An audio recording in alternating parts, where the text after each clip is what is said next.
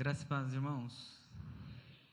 Para mim é uma alegria poder estar aqui com vocês e também trago um abraço e um agradecimento, do pastor Aldo, pastor Arthur, o pastor Silmar esteve lá conosco esses dias atrás.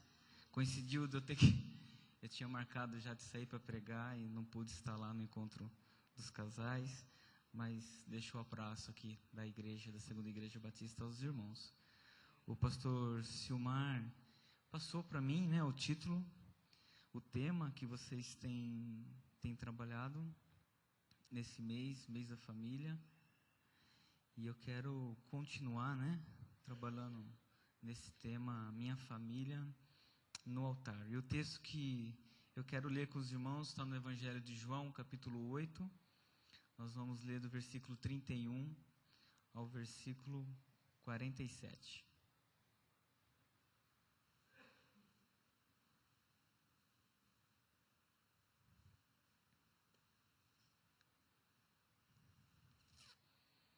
Evangelho de João, capítulo 8, versículo de 31 a 47, diz assim: Disse Jesus aos judeus que haviam crido nele: Se vocês permanecerem firmes na minha palavra, verdadeiramente serão meus discípulos, e conhecerão a verdade, e a verdade os libertará. Eles lhes responderam: Somos descendentes de Abraão e nunca fomos escravos de ninguém. Como você pode dizer que seremos livres? Jesus respondeu: Digo-lhes a verdade. Todo aquele que vive pecando é escravo do pecado. O escravo não tem lugar permanente na família, mas o filho pertence a ela para sempre. Portanto, se o filho os libertar, vocês de fato serão livres. Eu sei que vocês são descendentes de Abraão. Contudo, estão procurando matar-me, porque em vocês não há lugar para a minha palavra. Eu estou lhe dizendo que vi na presença do Pai, e vocês não fazem o que ouviram do pai de vocês. Abraão é o nosso pai, responderam eles.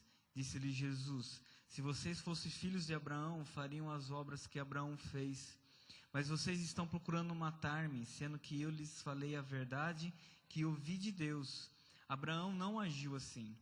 Vocês estão fazendo as obras do pai de vocês. Protestaram eles. Nós não somos filhos ilegítimos. O único pai que temos é Deus. Disse-lhe Jesus: Se Deus fosse o pai de vocês, vocês me amariam, pois eu vim de Deus e agora estou aqui. Eu não vim por mim mesmo, mas Ele me enviou. Porque a minha linguagem não é clara para vocês, porque são incapazes de ouvir o que eu digo. Vocês pertencem ao pai de vocês, o diabo, e querem realizar o desejo dele. Ele foi homicida desde o princípio e não se apegou à verdade, pois não há verdade nele. Quando mente, fala sua própria língua, pois é mentiroso e pai da mentira. No entanto, vocês não creem em mim, porque lhes digo a verdade. Qual de vocês pode me acusar de algum pecado? Se estou falando a verdade, por que vocês não creem em mim? Aquele que pertence a Deus, ouve o que Deus diz. Vocês não o ouvem, porque não pertencem a Deus. Que Deus nos abençoe. É muito bom, meus irmãos, quando nós pensamos em família, seja nós pensando em nossas famílias, ou seja a igreja pensando em famílias. E existem muitas áreas na família que poderíamos conversar nessa noite. As famílias precisam ser protegidas em termos de segurança, a família precisa ser cuidada nas questões de saúde, temos as questões emocionais, temos as questões pedagógicas, nós que temos filhos e temos que nos preocupar com o desenvolvimento deles, temos as questões de caráter, devemos cuidar e vigiar, cada membro da nossa família deve possuir um caráter digno, seja de Cristo ou de cidadão, como no país que vivemos. Mas o que eu quero destacar, meus irmãos, nessa noite é que nós pensemos em nossa família da perspectiva do relacionamento para com Deus. Se você quer aprender um pouco mais sobre ser homem, o que é ser homem, você faz o curso Homem ao Máximo, que eu ouvi falar que tem aqui. Se você quer aprender um pouquinho mais do papel da mulher, faz o curso da Mulher Única. Existem tantos outros cursos, da Universidade da Família. O curso de finanças dele, chamado CRAU, é muito bom. né? Então, o que a igreja precisa é de pessoas que se disponham, né, a ser treinadas e depois trabalhar em prol do reino de Deus. Mas eu quero falar um pouquinho nessa noite sobre o nosso relacionamento da nossa família com Deus. Uma das coisas que me preocupa, meus irmãos, é que talvez muito das coisas que nós ouvimos sobre Deus se baseia... Deixa eu só ver, se não funcionar, eu vou pedir para alguém... Pode mudar para mim, acho que fica mais fácil. Ok, obrigado. Se resume nisso, o que Deus pode fazer para nos ajudar em nossas lutas. Parece de que tudo que é evangélico hoje sempre gira em torno dessa temática. O que Deus pode fazer para nos ajudar em nossas lutas? As pessoas vêm até Deus com os seus problemas, com as suas dificuldades e esperam que Deus resolva todas as nossas dificuldades, né? Os pregadores dizem de que Deus pode tudo, de que Ele vai dar a vitória, Deus é El Shaddai e assim por diante.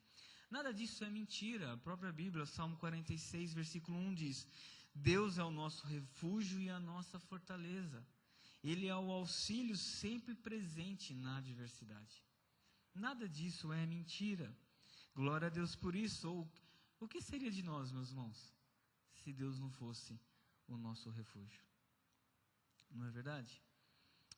Onde nós estaríamos? Porém, saber de que Deus é o nosso refúgio, o nosso auxílio, não nos traz instruções para a vida.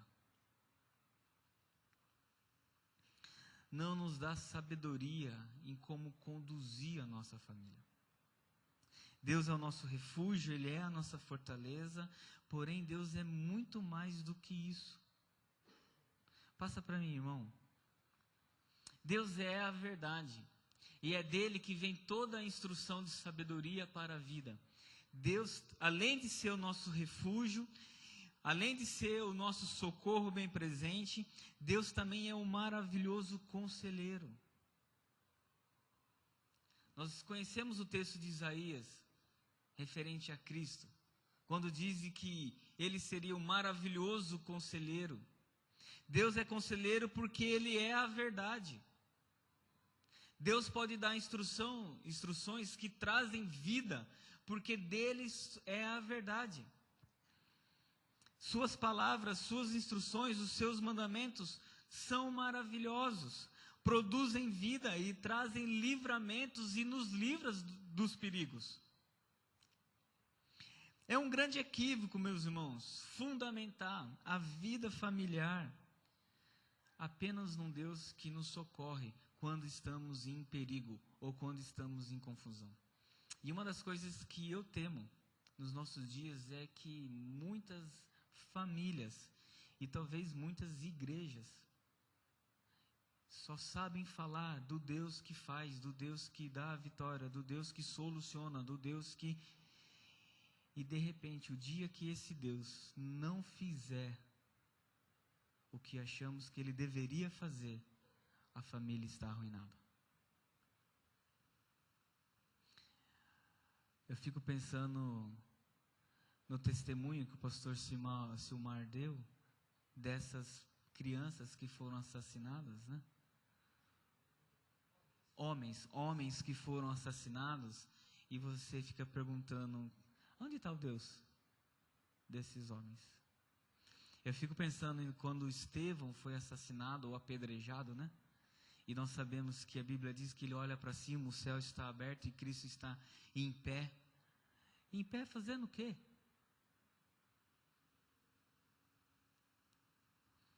Dentro de uma teologia da nossa época, de um Deus que dá todas as vitórias, soluciona todos os problemas.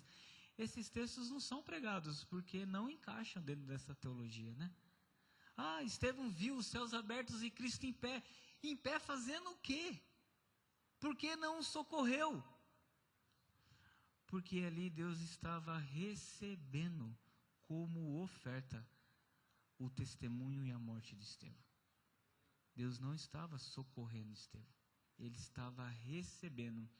Porque Deus é muito mais do que ser simplesmente refúgio e fortaleza. Amém, meus irmãos? Então nós não devemos fundamentar as nossas famílias ou a ideia, o conceito de Deus nas nossas famílias, de um Deus que apenas nos socorre quando estamos em perigo. E esse talvez seja um dos grandes problemas de algumas famílias dos nossos dias. Passa para mim, irmão. Você deve fundamentar o relacionamento da sua família para com Deus em todo o seu caráter. Ele é o nosso refúgio, é a fortaleza, porque é gracioso e misericordioso, mas é também um maravilhoso conselheiro, porque é a verdade. Poderíamos falar sobre várias outras características do caráter de Deus, mas por que eu estou falando do refúgio e da verdade? Do refúgio porque é um perigo hoje em dia, como eu disse, fundamentar nossa família apenas nesse discurso. E a verdade porque tem a ver com o texto que nós lemos. No texto que nós lemos, se você reler depois e você grifar todas as vezes que aparece a palavra verdade, você vai se impressionar. Mas há uma discussão muito clara entre Cristo e os judeus. Jesus então está tentando instruir, como um mestre instrui, como um conselheiro dá conselhos. Os judeus estão num tremendo perigo, mas não conseguem ver o perigo. E a única coisa que pode livrar desse perigo é a verdade de Deus. Por isso Jesus enfatizou: conhecerão a verdade e a verdade vos libertará. Jesus não disse de que o poder libertará.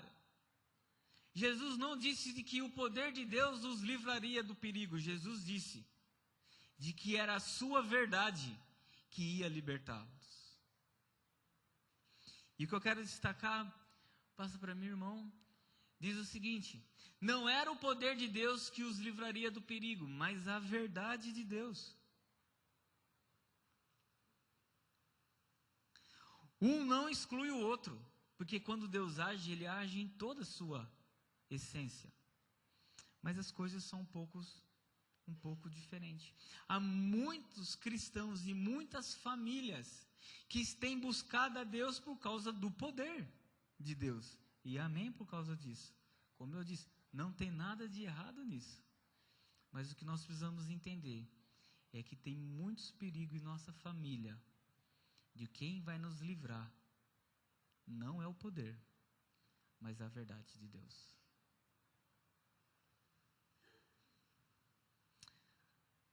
Passa para mim, irmão, sobre o que Jesus discutia com os judeus. Pode passar. Os judeus achavam que eram salvos por serem descendentes de Abraão. Essa é a discussão. Mas Jesus disse o seguinte: Jesus está dizendo que eles não eram salvos, porque ser descendente de Abraão não salva. Jesus afirmou que eles eram filhos do diabo. Versículo 44. Vocês pertencem ao pai de vocês, o diabo, e querem realizar o desejo dele. Ele foi homicida desde o princípio e não se apegou à verdade, pois não há verdade nele. Quando mente, fala sua própria língua, pois é mentiroso e pai da mentira. Eu não vou ficar discutindo com vocês teologicamente o que isso significa. Não é o meu propósito aqui nessa noite. O propósito é falar sobre a família. Mas existem os argumentos que os judeus apresentam e os argumentos que Jesus diz. Nós não temos dúvidas do que Jesus diz é verdade. Alguém tem dúvida disso? E se Jesus disse que eles eram filhos do diabo, é porque eles eram filhos do diabo. Ok? Então nós não vamos ficar conversando um pouquinho disso. Mas vale destacar que o judeu crê no fundo do coração de que ele é salvo. Porque ele é o povo de Deus, eles receberam as promessas de Deus, eles possuem a lei, os profetas são deles. Tudo que Deus fez no mundo, fez no meio e por meio deles. E de repente Jesus chega e diz: vocês não são de Deus, vocês são filhos do diabo. Não é à toa que eles querem matar Jesus. Não é verdade? Não é à toa. Mas Jesus está tentando, por meio da verdade, livrá-los de um perigo. Passa para mim, irmão. Qual é o perigo? Pode passar. é que o relacionamento deles para com Deus era falso. Podia ser até sincero, mas era errado. Eles não viviam em comunhão com Deus, e se morressem, iriam para o seu verdadeiro pai, o diabo. Põe uma coisa na tua cabeça, não é porque é sincero que é correto. Tem um livrinho do Martin Lloyd Jones, ele foi um pastor puritano. O título chama Sincero, mas Errado. Ele vai trazer nesse livrinho várias coisas que às vezes podemos fazer com sinceridade, mas está errado. Porque não é o meu coração, o seu coração que determina o certo e errado. O que determina o certo e errado é as Escrituras de Deus. Não é verdade? E os judeus estão nesse perigo. Qual o perigo? Eles podem até ter uma devoção sincera. Eles podem até ter uma fé sincera. Eles são zelosos, como o apóstolo Paulo disse aos romanos. Eles são zelosos, mas sem entendimento. Mas está errado. E o perigo deles é que, se achando de Deus, se achando salvos por causa da sua história, do seu povo, eles não entendiam de que se eles morressem naquele momento, o verdadeiro pai deles e para onde eles iriam não era o céu, mas o inferno. E Jesus então está tentando. São duras as palavras de Jesus. Viver pensando em Deus, falando em Deus e tendo uma vida religiosa, meus queridos, não é sinônimo de salvação. Nós sabemos disso, não é sinônimo de reconciliação com Cristo, com Deus. Não significa que a pessoa seja filha ou filho de Deus. Os judeus estavam sem entendimento da verdade divina e enganados pelo seu próprio entendimento. Tinham a fé firmada naquilo que não pode salvar. Cegos quanto à verdade divina, não enxergavam o perigo que estavam vivendo. Passa para mim, irmão. Quando não estamos na verdade divina, estamos em grande perigo e nem sabemos.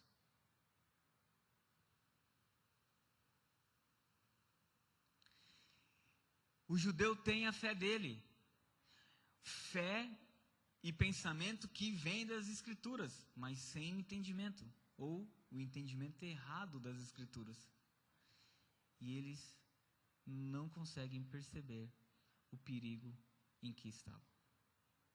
Porque existem perigos na nossa vida, de que só a verdade nos faz ver e entender.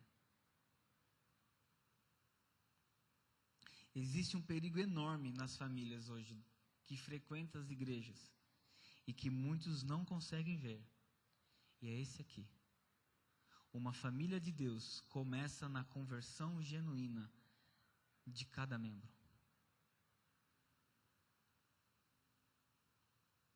Vou repetir. Uma família de Deus começa na conversão genuína de cada membro. Ninguém é de Deus por frequentar a igreja. Ninguém é de Deus por ser descendente ou parente de cristão. Ele pode ser apenas um religioso. Eu percebo como pastor de que há uma tendência de considerarmos família de Deus quando famílias frequentam a igreja ou quando alguém é crente e assim por diante. A Bíblia nunca ensinou isso.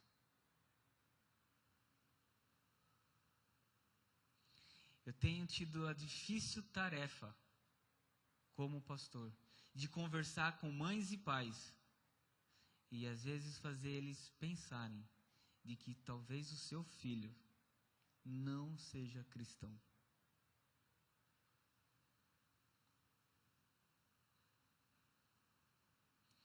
E esse é um perigo dos nossos dias.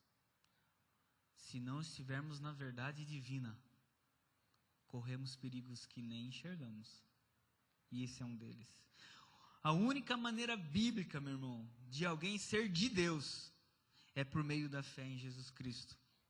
Do contrário, ele é do diabo. Jesus disse isso. Se o judeu, que é o povo de Deus, que recebeu as promessas, que tem a lei, que tem os profetas, que tem tudo de Deus, se eles não crescem em Jesus, eles eram do diabo, imagina nós.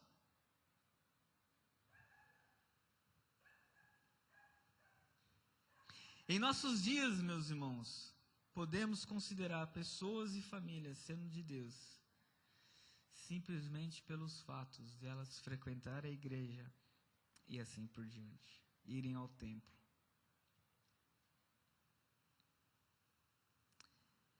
Quão profundo, meus irmãos, é pararmos para pensar nisso. E quão difícil é para o nosso coração, talvez reconhecer e aceitar que talvez haja membro da nossa família de que não é de Deus.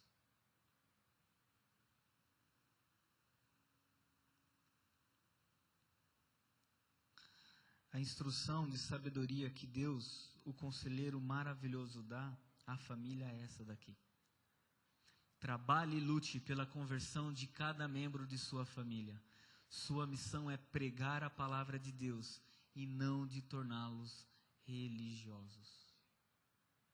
Há uma diferença enorme entre você pregar o evangelho para sua família ou torná-los religiosos. Uma vez, meus amados, na reunião dos jovens, eu fiz uma pergunta a eles. Eu perguntei assim: quantos de vocês, os seus pais, evangelizaram vocês, mostraram por meio das Escrituras que você é um pecador e de que Cristo é o único que pode te salvar? E para o meu espanto, ninguém havia ouvido dos seus pais o Evangelho.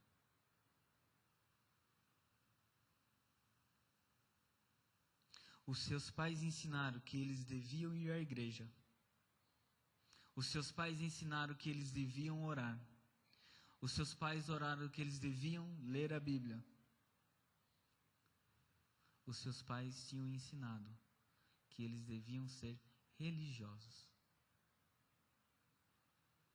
Mas você deve pregar o Evangelho para a sua família, porque o Evangelho é o poder de Deus para a salvação.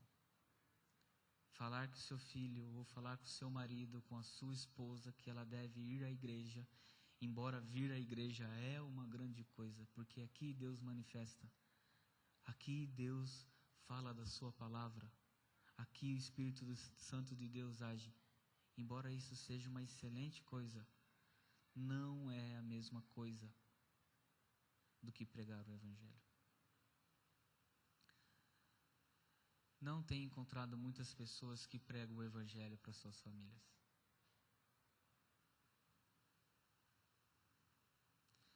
Eu lembro da minha avó. A minha avó, todo mundo ia na casa dela e se reunia, e todo mundo falava de igreja, falava de várias coisas religiosas. E uma vez eu estava num retiro dos jovens, e num dos cultos, Deus me incomodou e disse: você tem que pregar para sua avó. Todo mundo vai lá e fala de igreja para cá, fala de igreja para lá, fala de um monte de coisa. Mas ela precisa ouvir o Evangelho. Você precisa pregar para sua avó. E eu voltei do retiro e falei: como que prega para a avó? É estranho. E Deus me incomodou, e eu desci lá, fui lá, e a Rê conhece a minha avó: senta aqui, quer comer, põe a perna para cima, deita ali, põe a perna para cima. E eu, como que eu começo o assunto, como que eu não começo, e assim por diante, em oração: Deus, eu não vou conseguir, me dá uma ponte, uma porta. E aí de repente, eu falei: vó, você tem uma Bíblia aí? Ela: tem uma lá, você tem, posso ver? Posso? Aí ela, peguei a Bíblia dela mesma, e aí então apresentei o plano de salvação para ela, e ela creu. E eu fui embora diante de Deus assim: só isso? E Deus tem mudado a vida dela. Porque falar de igreja, coisas religiosas e pedir que as pessoas vá à igreja e assim por diante, não é pregar o Evangelho. E meus irmãos, esse grande perigo de que envolvidos num sentimento sincero, de querermos sim ver a nossa família toda diante de Deus, e às vezes motivados por um evangelho da vitória, do triunfalismo, nós às vezes acabamos aceitando e vendo toda a nossa família como sendo de Deus, e às vezes não é. E uma das coisas que sempre me impressionou em Deus e no Evangelho é de que Deus não mente. Deus nunca mentiu para mim. Desde quando me chamou para o ministério, Ele nunca disse, vem para o ministério, que glória, que maravilhoso. Ele disse, é glorioso, é maravilhoso, mas tem dor, tem sofrimento, é um desafio. Deus nunca mentiu para mim. E eu acredito que ninguém aceitaria um Deus de que mentisse. E se Deus então começar a falar no seu coração da possibilidade de ter alguém da sua família, de que não seja dele, ouça. Porque se assim for verdade, há um perigo sobre a sua família. E que Deus quer te libertar. No nome de Jesus. Jesus não faz nada pela metade. Ele não apenas disse que os judeus não eram de Deus e do diabo. Ele revelou algumas razões que provam por que eles não são de Deus.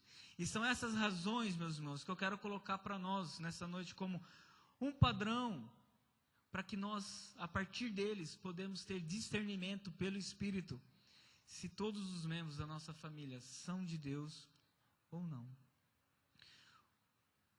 Os judeus não eram de Deus por quê? Primeiramente, eles não tinham vivenciado a salvação de Deus em suas vidas. Versículo 36 diz, portanto, se o Filho os libertar, de fato serão livres. O que isso significa? Nós somos livres, os judeus estão dizendo. Jesus, não. Vocês serão livres se o Filho vos libertar. Qual é o testemunho? Qual é a experiência que vocês têm de libertação que Deus operou? O judeu ia falar, o Êxodo.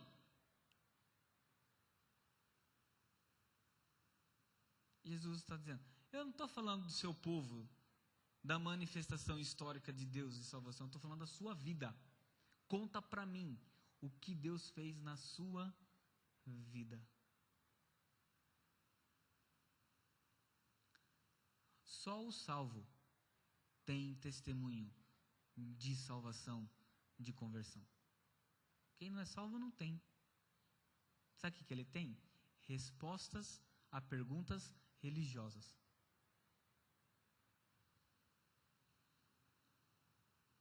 Você quer ser batizado? Quero. Por quê? Porque Jesus disse que todo aquele que crê tem que ser batizado. Ele tem respostas religiosas. Porque ele aprendeu. Porque ele é um ser humano, possui raciocínio. E ele adquire conhecimento.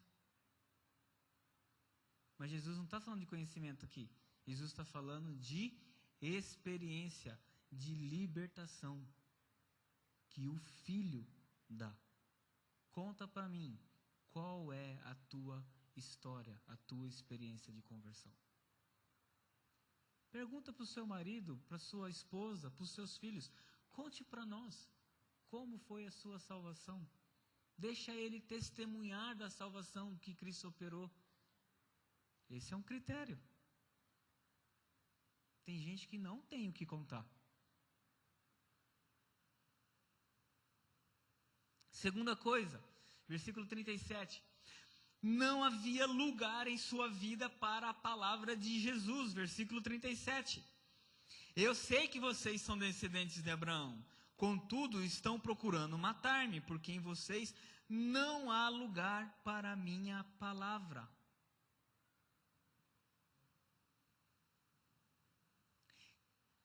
Quem não é de Cristo não ouve a palavra de Cristo. Uma vez eu pregando lá para os adolescentes e para os jovens, especificamente para os adolescentes, quem que vai pregar para os adolescentes e tem que vir um cara que... Eu falei, tem que ser o Sérgio Malandro, porque fica tão cheio de 9 horas, porque o cara tem que ser assim, tem que ser assim. O fundamento não é se ele vai pregar a verdade. O fundamento é o estilo dele, a dinâmica dele. E eu disse, para com isso. E aí as pessoas disseram, não, porque se a pessoa não for assim, eles não ouvem. E eu então disse, de que quem é de Cristo, ouve as palavras de Cristo. Quem não é de Cristo, não ouve. Jesus diz, a verdade que ouvi do meu Pai, no céu, eu estou dizendo para vocês, mas vocês não ouvem. Essa é outra característica, para discernir, não julgar, mas discernir entre alguém salvo e alguém não salvo. Próximo, versículo 39,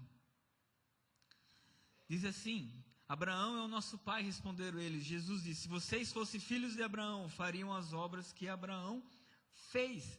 Eles não tinham a fé em Jesus como Abraão tivera. O que salvou Abraão? Ele ser judeu? Não, ele não era judeu. Abraão não é judeu. Dele veio o judeu. O que salvou Abraão? A fé. Religioso pode ter fé, mas uma fé às vezes equivocada, errada. Fé no quê? A fé, meus irmãos.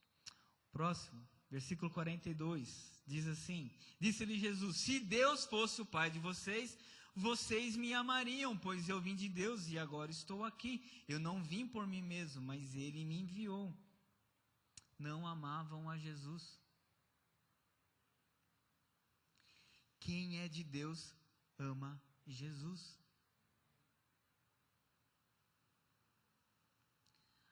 E com tanta gente na igreja que não ama Jesus, tem aversão de Jesus, questiona o que Jesus disse. Jesus disse, se vocês fossem de Deus, uma pessoa de Deus me ama, porque eu vim dele, eu faço a obra dele. Versículo 43 diz, porque a minha linguagem não é clara para vocês, porque são incapazes de ouvir o que eu digo? Eles não conseguiam discernir o que Jesus dizia. Meus irmãos, o que Deus diz é espiritual. E só os homens, mulheres espirituais entendem. Paulo gastou na carta aos Coríntios um capítulo inteiro para falar disso. As verdades de Deus são discernidas espiritualmente. Aquele que não nasceu de novo não entende. Você fala das verdades de Deus para algumas pessoas, estão tão longe do entendimento delas que elas acham que são utopia. É mito, é fantasia. Não discerne. Versículo 47 diz, aquele que pertence a Deus, ouve o que Deus diz. Vocês não o ouvem, porque não pertencem a Deus. Eles não ouviam, não obedeciam o que Deus diz. Próximo slide. A grande questão, meus irmãos, é que você que é de fato salvo por Cristo, você que de fato que é de Deus, você discerne aquilo que eu estou dizendo.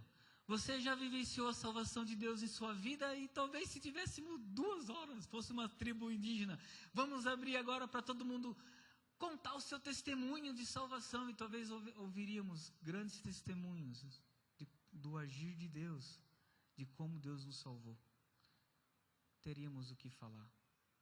Você também saberia de que tem lugar na sua vida para a palavra de Jesus. Por isso que vocês estão aqui nessa noite.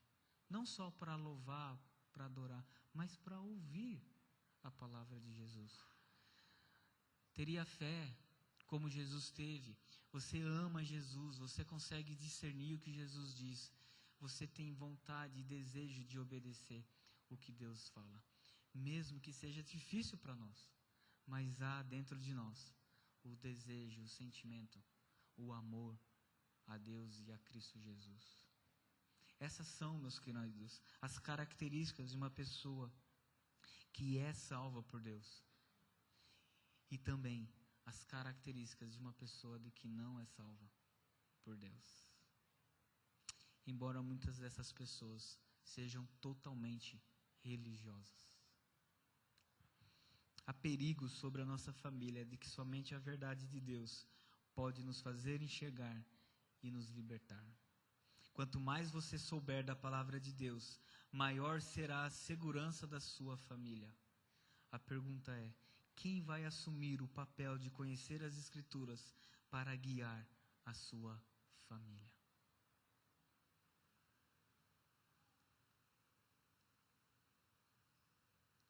Se você sair daqui dessa noite entendendo de que existem verdades nessa palavra, de que abre os seus olhos, abre o teu entendimento para entender melhor a sua família e os perigos que ela corre, eu já fico muito feliz, pastor.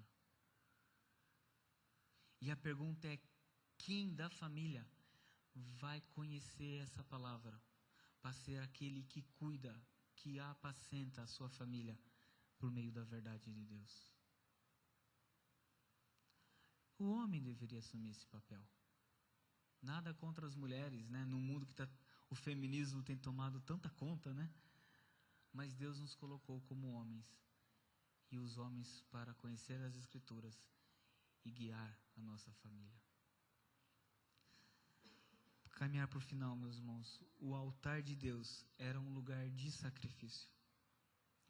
Era um ato de culto a Deus realizado pelo sacerdote, depois que foi introduzido a lei e o templo. O maior altar já erigido na terra foi a cruz de Cristo. Lá foi oferecido o maior e perfeito sacrifício a Deus. O Cordeiro de Deus que tira o pecado do mundo foi sacrificado na cruz, no altar. Mas não apenas isso, na crucificação de Cristo estava presente o maior sacerdote que a terra já viu. E Hebreus vai falar sobre isso, que nós não temos um sacerdote que não sabe se compadecer. Não, nós temos um sacerdote que se compadece de nós. Um sacerdote que é eterno, que veio do céu e que ofereceu um sacrifício também eterno e que por isso é capaz de salvar eternamente. Jesus Cristo, meus irmãos, é tanto o sacrifício no altar como também o sacerdote que ofereceu o sacrifício. Na cruz, Jesus Cristo se ofereceu em sacrifício a Deus para perdoar os pecados, os pecadores que creem em seu nome e torná-los verdadeiramente filhos de Deus. Por outro lado, Deus o Pai aceitou a oferta oferecida nesse altar. Também aceitou o oferecimento do sacerdote. A maior prova de que Deus o Pai aceitou o sacrifício de Cristo é que ao terceiro dia, pelo poder do seu Espírito, ele ressuscitou dentre os mortos e Deus o exaltou acima de todas as coisas. E também quando derrama do seu amor por meio do seu Espírito nos corações dos que creem em Jesus. O maior altar, a melhor oferta, o sacerdote que mais agradou a Deus, estão representados na cruz de Cristo. E por isso eu quero terminar com essa frase duas frases. Se você deseja ter a sua família no altar de Deus, você deve levar todos à cruz de Cristo. Ali todos precisam morrer por seus pecados e viver para a glória de Deus, por meio de Jesus. Próxima frase. Se sua família não estiver na cruz de Cristo, então ela está num altar falso. E todo altar falso é altar demoníaco. Os judeus tinham fé, tinham o povo, tinham as tradições, tinham as histórias, tinham tudo.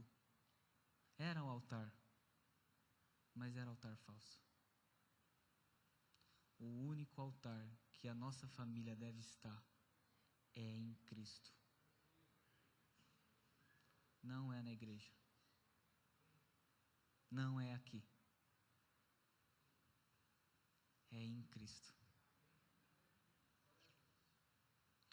Uma vez eu perguntei assim, eu encerro e depois eu gostaria que nós orássemos. Perguntei assim para um pai: e seu filho? Eu não estou vendo ele mais na igreja. E ele disse assim: meu filho é uma bênção, está estudando, está trabalhando. Que bom, né? Não é ladrão. Que bom, fez um bom papel, talvez, educou. Mas trabalhar e estudar é sinal de bênção? É. Mas o que é bênção, meus irmãos? Eu gostaria que ele dissesse: meu filho ama Jesus. Ele está com dificuldade por causa dos horários, mas eu sei que ele ama Jesus. Trabalhar e estudar, meus queridos, não é sinal de ser de Deus. A nossa família precisa estar em Cristo, mortos em Cristo e vivos para Deus em Cristo. Não se contente. Ou cuidado com o perigo de considerar minha família, sua família, como sendo de Deus, pelos meios ou por coisas que nós fazemos que não são o que a Bíblia diz e chama de Deus. Só é de Deus quem crê em Cristo, quem vai à cruz de Cristo. Eu quero orar por você, para as nossas famílias nessa noite. Eu tenho uma filha, vocês viram, né? Agitada. Eu tenho que fazer todas essas coisas por ela, eu tenho que pregar por ela, eu tenho o medo de não torná-la religiosa, porque ela é filha de pastor, ela vai nascer e viver na igreja. A possibilidade dela se tornar religiosa, apenas religiosa, é enorme. E eu fico, meu Deus, me dê sabedoria para que ela não seja religiosa. Que ela tenha discernimento, que é uma diferença entre crer em Cristo, amar a Cristo e frequentar a igreja. Eu não sei qual é a realidade da sua família, mas eu espero do fundo do meu coração de que essa palavra nos traga luz para a nossa família, para a nossa casa, e que se há alguém da nossa família que precisa crer em Cristo, que você lute por isso. Prega o Evangelho, a tempo e fora de tempo, porque o Evangelho é o poder de Deus para a salvação de todo aquele que crê. Abaixe a cabeça, vamos orar. Pai, eu quero te louvar nessa noite, por tudo aquilo que ouvimos, pelos louvores, pelo testemunho dessas igrejas, lá naquela região da Ásia, perseguidas, pelo testemunho de crianças, pedindo orações. Eu quero, ó Pai, no nome de Jesus, que o Senhor abra, Pai, o nosso entendimento, de que nós desvinculemos, ó Pai, tudo que é cultural, tudo que é religioso, e que nós firmemos a nossa fé apenas na Tua palavra e no Teu Filho Jesus. Pai, Pai, nós vimos na Tua palavra que nem o Teu povo era do Senhor se não cresce em Cristo Jesus. Temos essa verdade, ó Pai, cravada no nosso coração, firmada em nosso coração, de que alguém só é de Deus se arrepender dos seus pecados e crer em Cristo Jesus como Senhor e Salvador. Do contrário, ele é do diabo. Pai, por mais que seja dura essa mensagem, ela é a verdade do Senhor. Eu quero rogar, Deus, pelas nossas famílias. Eu quero orar, Pai, de que o Senhor nos dê discernimento. Se todos os membros da nossa família são de Deus ou não. O Senhor sabe aqueles que são do Senhor. Eu rogo, ó Pai, que se há alguma orientação, se há algum entendimento de que devemos ter sobre a nossa família, que o Senhor nos dê nessa noite. Se não há convicções claras, concretas, de que todos da nossa família são salvos em Cristo Jesus, ó Deus, de que o Senhor nos desperte para esse perigo, e que o Senhor nos faça então trabalhar firmados na Tua verdade, para a salvação da nossa família, Pai. Não nos deixa ser enganados, ou não nos deixa nos autoconvencer, a Deus, mas nos liberta desse perigo, desse mal, para que tenhamos toda a nossa família salva em Cristo Jesus. Para que não corremos o risco, ó Deus, de lá na frente, quando o Senhor voltar, estivermos alguns na Tua direita e outros na Tua esquerda. Misericórdia de nós. E se há alguém da nossa família, Pai, que nós sabemos de que não é do Senhor, que o Senhor nos dê ousadia do Teu Espírito para anunciar a palavra. Que o Senhor nos dê ousadia do Teu Espírito para que oremos por eles. E de que por amor a Teu Filho Jesus, o Senhor venha falar a esses corações e que eles possam crer no Senhor, para a glória do Senhor e para a alegria do nosso coração. Nos faça, Pai, homens, maridos que lutem por sua família. Façam das esposas, mulheres que lutem por suas famílias. Faz dos filhos, que muitos os filhos são do Senhor e os pais não. Faz desses filhos, filhos que lutem pela família e que anunciam o Teu Evangelho. E que no nome de Jesus, ó Deus, se há algum altar em que a nossa família deva estar, é no altar de Cristo Jesus. Nos leve para mais perto da Tua cruz.